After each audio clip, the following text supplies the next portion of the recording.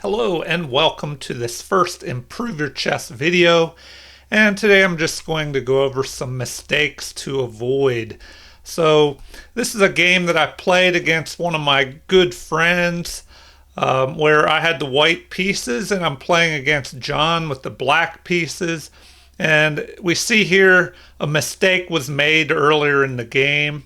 But I played at 92.7% accuracy. My opponent played at 83%, which is still respectable. Anything in the 80s and higher is pretty decent. So looks like I had one great move. But let's see. For the best moves, I picked 16. My opponent picked 13. I had 18 excellent moves versus their 16. Now the mistakes. So I had one inaccuracy, and my opponent only had two inaccuracies. No mistakes, no misses, but there was one blunder. So let's take a look at this.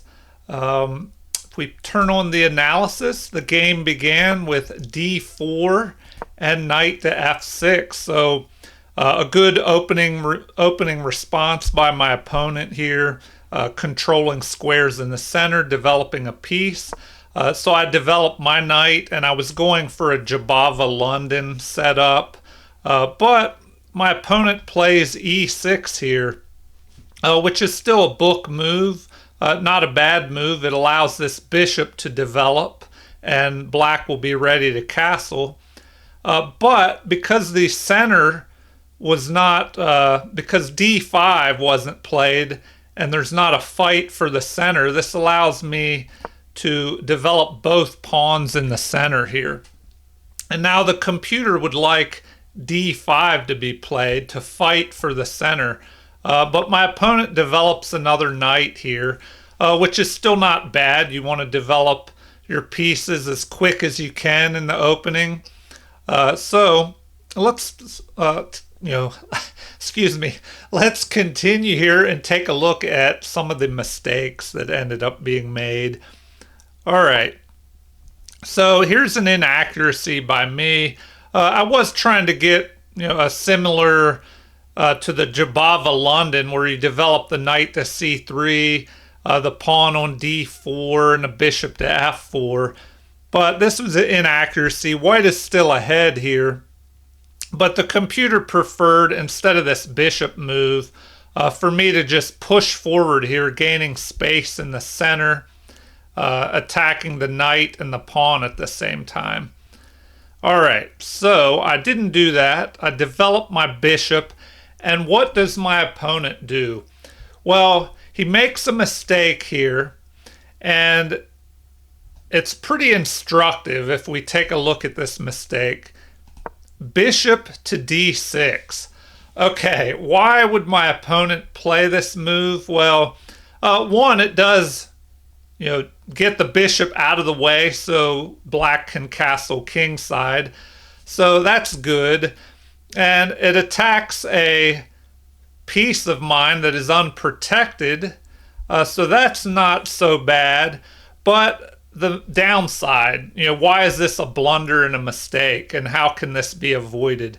Well, one mistake is to block one of your center pawns by moving a piece in front of it, because later that piece will have to be moved in order to bring this pawn out. And because this pawn can't move, it also, kind of blocks the bishop in. So this hampers development. It kind of makes it harder for black to develop. So you don't want to block your center pawns in general. What else is bad about this move? Well, the biggest reason it's a mistake is it allows a fork. So one way to improve your chess is just study tactics, do tactics problems, and hopefully you'll avoid little tactics like this. So the best move here is e5, which is what I played in the game, which allows me to fork the knight and the bishop with this pawn. So, what would have been better here? The computer recommends bishop to b4 instead. Just moving the bishop down here, pinning the knight to my king, putting pressure on this pawn right here. But we have this move. Now, another downside to this, the second best move that I could play is to capture the bishop, and then that will allow me to break apart his pawns and double pawns, creating a kind of a weakness here with doubled pawns. But that would just pull a pawn in towards the center, kind of strengthening the center a little bit. So I didn't play that. I found the best move, which was e5, a simple fork with the pawn. And now, what does my opponent do? The computer recommends, once again, bishop to b4, threatening to put pressure, putting pressure on this knight, just pinning it to the king. Now, no matter what he moves, both of these pieces are under attack. So in the game, we had knight to d5. So, why is this? The computer says it's still a good move. It might be somewhat of a mistake as well, because now the best move is to go ahead and capture this knight. So that just helps you, get rid of more pieces when you'll be ahead in material. So because this bishop is still under attack, well, now I can go ahead and capture. And we're ahead a piece, and the bishop is still under attack. So the computer recommends, the bishop just capturing here on e5, and then this one is under attack. So we could take a quick look at that. This is what the computer recommends. Capture, bishop captures, and now knight would capture, getting rid of the bishop pair.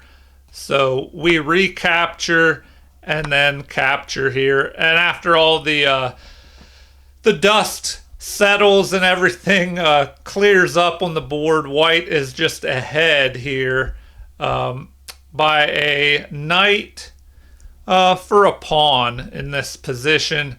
But it'll end up being a clear knight ahead once this is captured, because now the queen can just go ahead and capture this pawn as well. All right, so back to the game. What happened? We had bishop to b4 finally being played here with a check. But now, why is this a mistake? Well, it allows me to just save this piece that is under attack and capture a bishop, getting rid of my opponent's bishop pair. So that's what I did. So, what should my opponent have played here? It looks like, that bishop capturing the pawn move. But capture, we get rid of black's bishop pair, they recapture. Now we're able to chase the knight. Looks like, a3 is what I played. The computer prefers c3, which fortifies the central pawn, and then it gives us the option to maybe move to a4 here in one move to gain more space on the queen side. And now we chase the knight, but it attacks our bishop, and so we have to take time to do something about this bishop. I guess I could just develop the queen to d2 and then protect the bishop. But why give up the bishop pair? So I just retreat back. The computer actually likes bishop to c1, which prevents me from, one, it protects this right here, protects the b pawn, and it prevents my queen from being blocked, which is protecting this pawn in the center. But bishop to c1 could kind of block in my rook here. All right, moving on, we have d6. So the best move, according to the computer, and one reason why this is a good move is if we look at this position, white is just ahead by a whole bishop here. And when you're ahead in material, you want to avoid pawn trades and just continue to trade pieces. So, on the opposite end of that, if you're behind in material like black is, you want to trade off as many pawns as you can. Because if you traded off all the pawns and all the other pieces, and white would just be left with one extra bishop, a bishop and king cannot checkmate the opponent's king. So moving on, we just continue development here, and my opponent plays another move that is best, c5 here. So now continuing development, checking the king, and the computer says that's best. My opponent plays the best move, just blocking the attack here.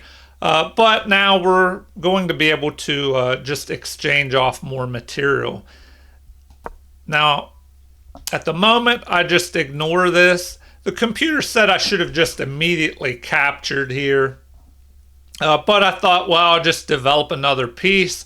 Then I'm ready to castle either on the queen side or the king side. And, if my bishop is captured, I would just capture with a check. But now we have queen to b6. The computer prefers just capturing the pawn here in the center. And so instead, queen to b6 was played. And now this allows capture with check, king captures. I just go ahead and castle here. And I thought, well, if the queen captures here, I would be able to start an attack with my rooks, forcing that queen to capture this pawn here. And then if I wanted, I could just swing up here and check the king and start some kind of attack. Maybe start capturing the pawns and opening the center. So another mistake that you want to avoid is trying to get your king castled quickly and not leaving it in the center. So the mistake is don't leave your king in the center like this, and we'll see why.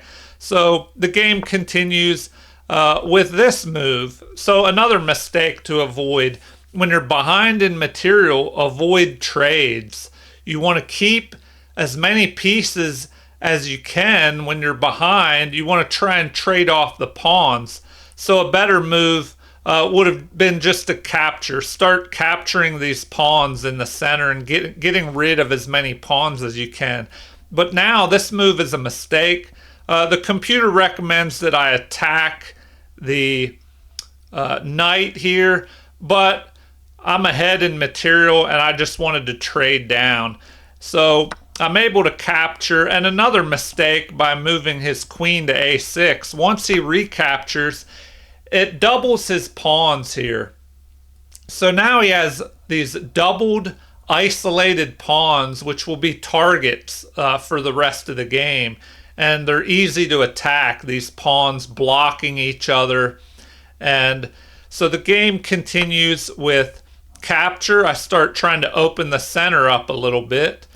And instead of capturing here, the king just plays, or excuse me, black just plays f6. I'm assuming to prevent my knight from being able to jump up here and check the king and, infiltrating into his side of the board. So the game continues with capture here. Now I'm able to protect this pawn.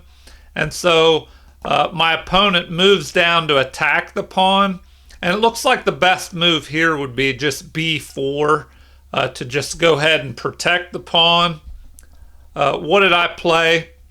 Well, instead I attacked the knight. So this move traps the knight basically, because where can this knight go?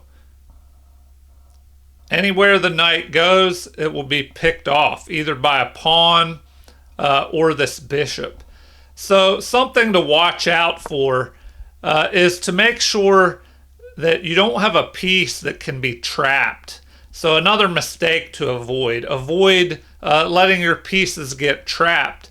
So always make sure there's an escape hatch, a way to escape for your pieces. So this knight, is pretty much trapped. If we go back, okay, how far back do we have to go? Once they go here already, if we played this move, c4, which is what the computer wants, the knight would be able to escape back to here. So once we capture, and then we have an exchange. All right, so now the knight is trapped. So something must be done to prevent this move. So looks like maybe the only move is to play f5 here and leave this knight to f6 escape hatch. But in the game, we have the king moving up, attacking. I just go ahead and go after the knight. So capture, capture, and then we just start exchanging off here. So looking at the position again, now I'm ahead 2 pieces after all these exchanges. So my opponent has his king in the middle. We check and start activating our rooks. The king kind of runs to the edge here. And this move, maybe not the best, but the computer says it's still an excellent move. I just wanted to push forward, kind of fixing his isolated pawns here. So they can't move forward, or I could just capture, although that would leave me with doubled isolated pawns as well. So, the bishop was doing a good job of preventing these pawns from moving. So maybe a better move would have been to do something with my bishop, or just leave it there, and the computer recommends h4, just grabbing more space on the king side. So the game continues with rook to e8. So another mistake to avoid, which I mentioned before, avoid trading more pieces when you're behind in material. Black should be trying to exchange off these pawns. So, perhaps moving here, trying to push these pawns forward and exchange these off. But now this just helps me. So I'm able to exchange off a pair of rooks. And now we start pushing over here. My opponent is kind of running out of options. He attacks my bishop, but the bishop is protected. So I just push forward, kind of blocking these pawns so they're fixed targets. And then I plan to bring my bishop to e3 and then c5, which will protect the base of my pawn chain, aim my bishop over towards this king, and from c5 my bishop will cover this f2 pawn as well. So the rook moves forward, but what is the rook really doing here? Not much. So the game continues with bishop to e3, and so an attack on this unprotected pawn. The bishop just swings over to protect, and now we have g5 being played, the best move in the position. So it looks like the computer recommends king to h1. Instead, I just play this move, h3, to kind of slow his pawns down. Computer says that's excellent, but prefers knight to d4, which would centralize my knight and attack the rook. So the game just continues with the pawns pushing forward here. I just centralize my rook, get ready to check here, maybe pick off this pawn. And the best move now is g4, which would attack the knight, and give black the option to trade off some pawns. So, I would probably capture. Then if he recaptures, then I could move the knight. He could even push forward here. So king instead moves to g6. I go up here, kind of trapping the king a little bit. Where can the king go? Maybe move here. but I'm targeting this pawn here. So we have the king, or excuse me, the pawn moving forward, f5, which computer says is an excellent move, although it prefers h4, which kind of fixes my h pawn and gains some space. But now this allows rook to e6. So I'm able to check the king and force it back, back up the board here. So and then we just start picking off these weak isolated pawns here. So check, king moves into the corner, and now my opponent targets this pawn, but it's protected, like I said earlier, by the bishop on c5. So the final moves of the game. Here I capture. My opponent just moves out of check, and h4 is played to just protect the knight, gain some space on the queen side, and the game continues with the rook to e1. But already I have a mate in 15, but of course I don't see that far ahead.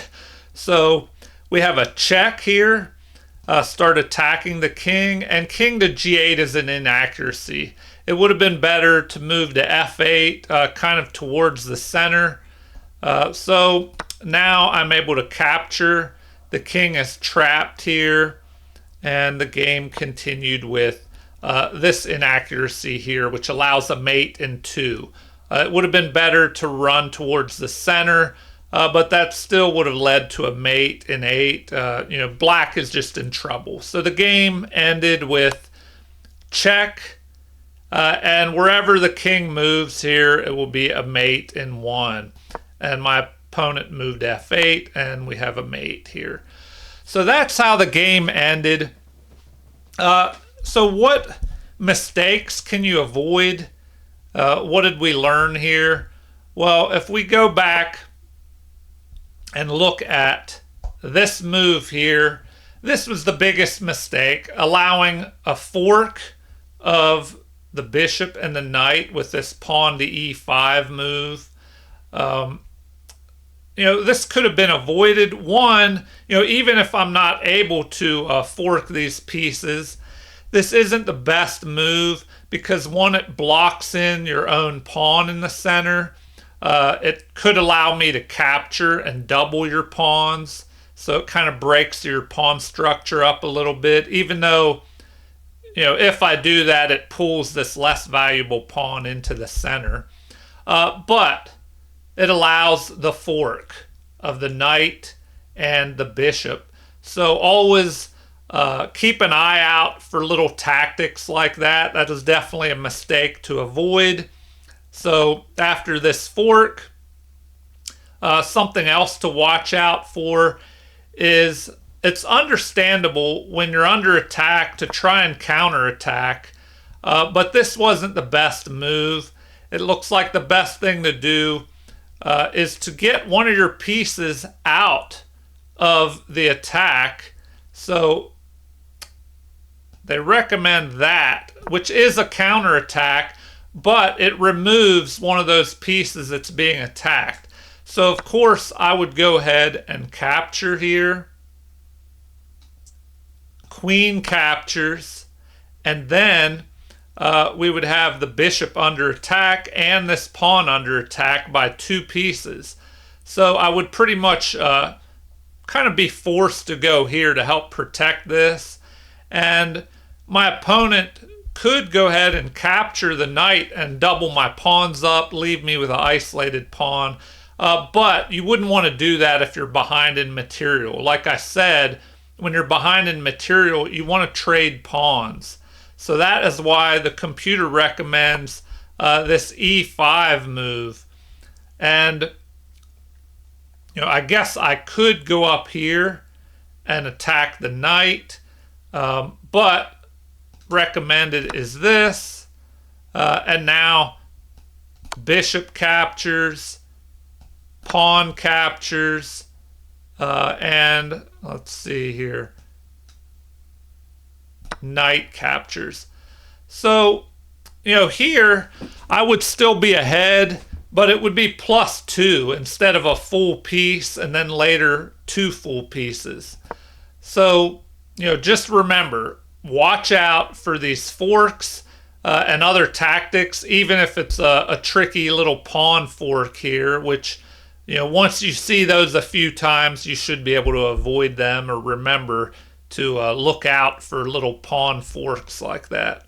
All right, so the game continued with this move and another mistake to avoid.